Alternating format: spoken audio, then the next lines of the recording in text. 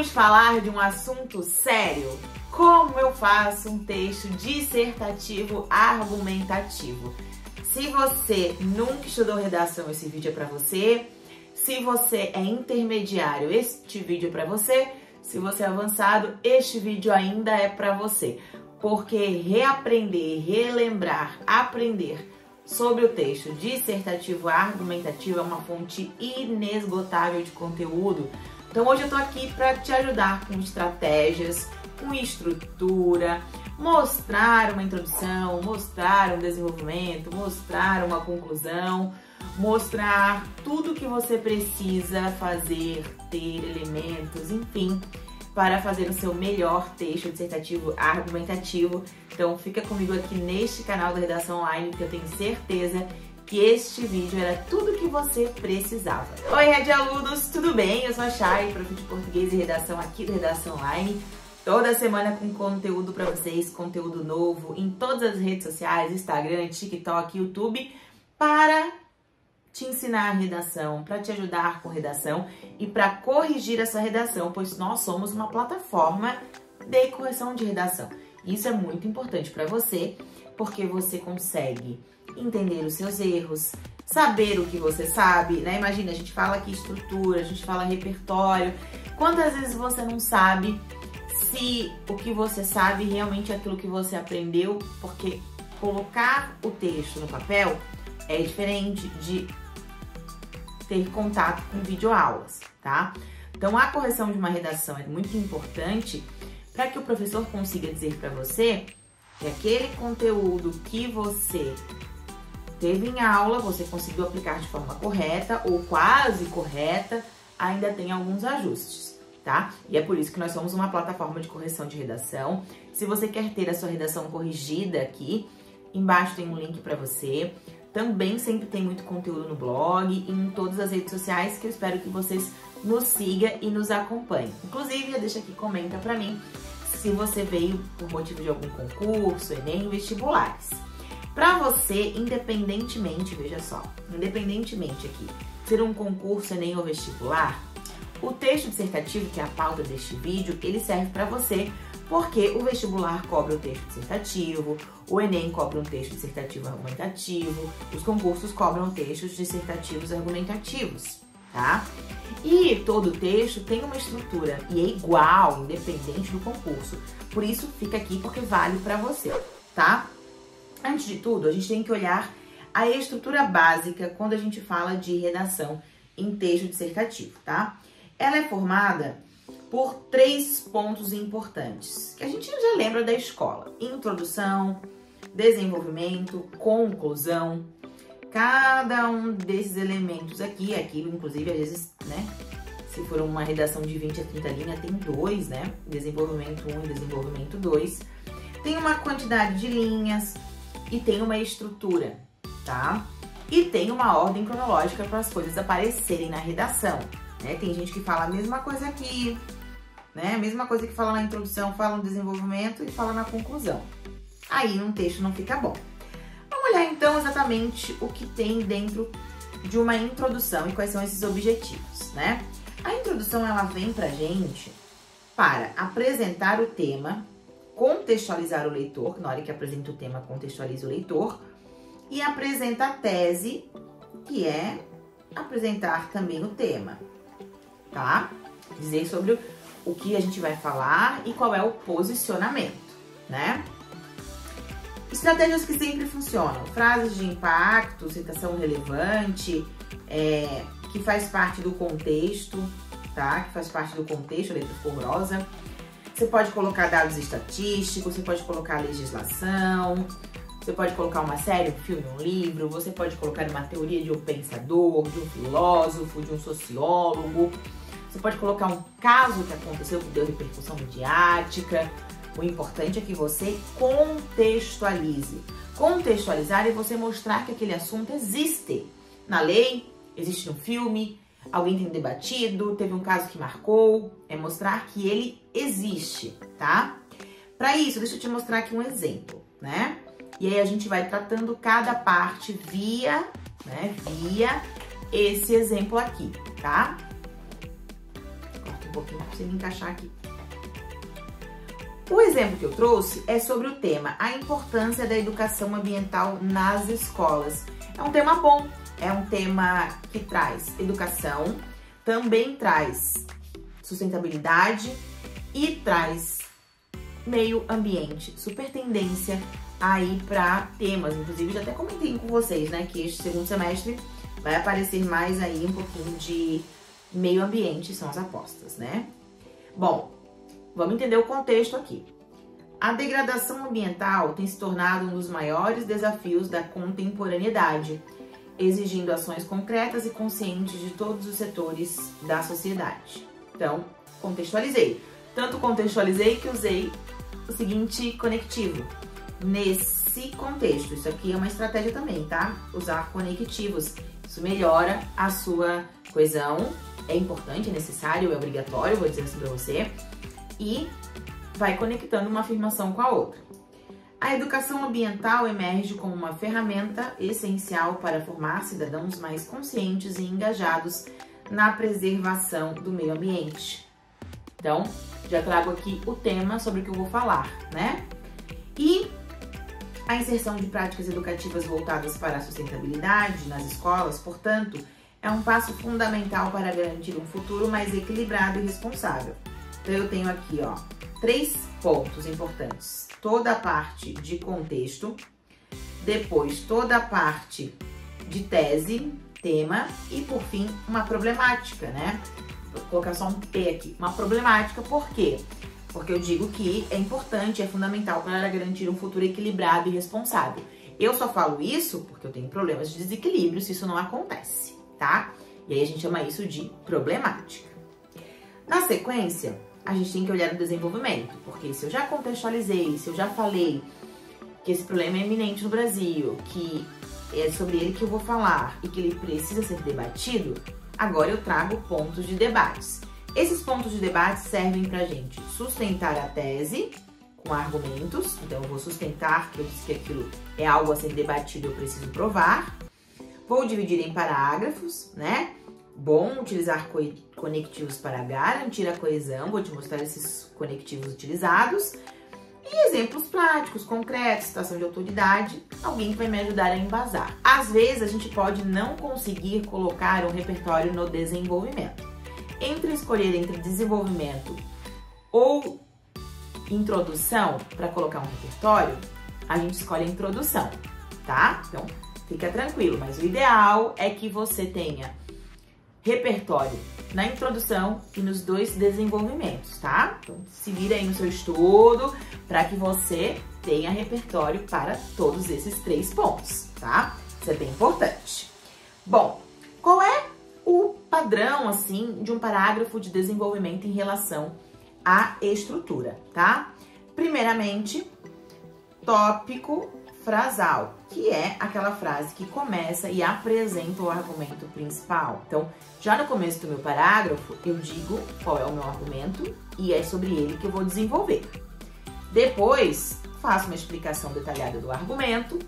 Depois, forneço exemplos concretos, se eu tiver, e relaciono o argumento com a tese.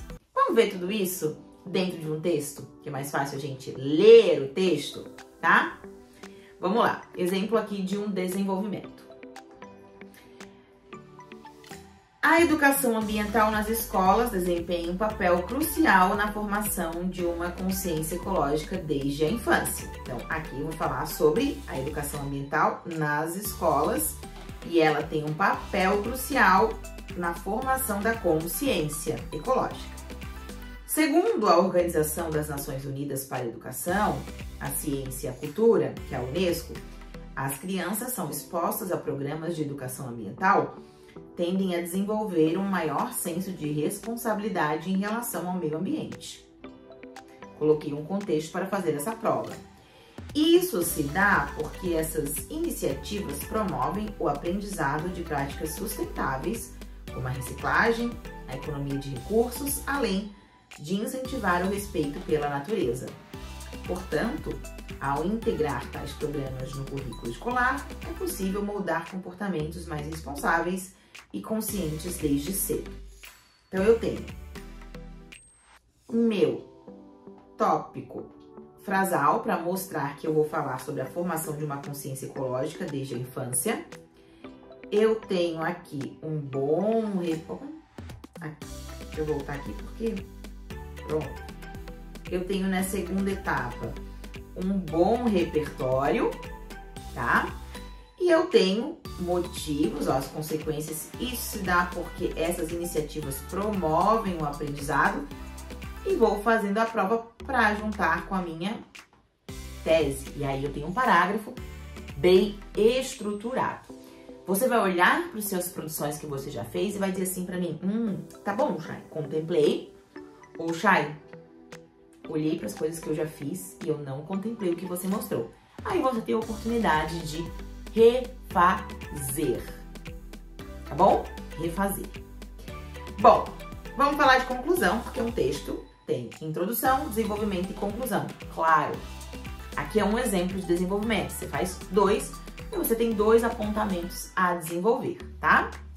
Sobre a conclusão, né? Então, ela tem o objetivo de resumir, né? Ela tem uma solução ou uma reflexão final. Muita gente pergunta pra mim, Chay, solução ou reflexão? Depende do quanto você sabe sobre aquele assunto e o que trata o edital. Enem, proposta de intervenção, uma solução super detalhada. Concurso público.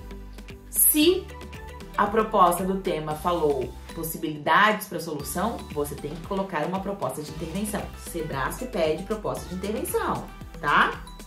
Vocês Gran Rio vem bebendo da fonte aí pedindo também, né? Vestibular. Tudo vai de você analisar o que diz ali no dia da prova, enquanto a proposta, os temas, textos motivadores.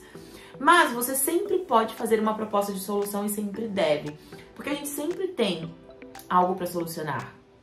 Meio ambiente, educação, mobilidade. Então, vai perder ponto? Não! Texto dissertativo, em sua conclusão, sempre cabe uma solução, independente do tema.